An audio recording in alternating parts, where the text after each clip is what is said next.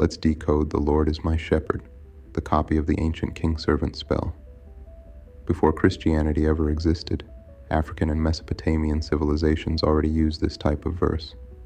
What the Bible calls Psalm 23 is actually a reworded version of much older spiritual poems that honored kings, deities, or ancestors as guides of the people. Here's the breakdown.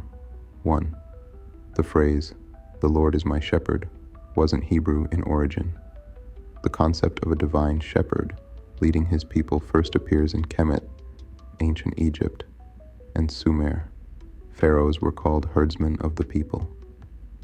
In Sumerian texts, the god Dumuzi, Tammuz, was literally called the Good Shepherd.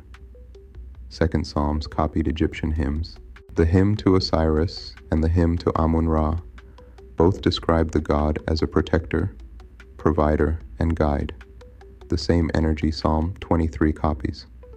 Example: you lead your people in green pastures, you provide water for their thirst. Hymn to Amun-Ra, 1,200 years before the Hebrew Bible. 3. I shall not want means submission. It psychologically programs you to depend on a Lord for everything instead of realizing you are the provider through your own divine energy. It transfers your power outward instead of inward. 4.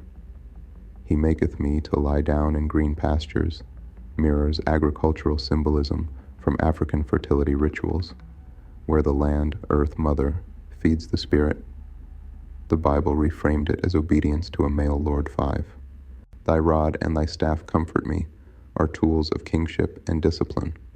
In Kemet, the Heka, crook, and Nekaka, flail, were symbols of Pharaoh's authority, literally shepherd tools, copied directly into psalm imagery. 6. Colonial translation flipped the meaning.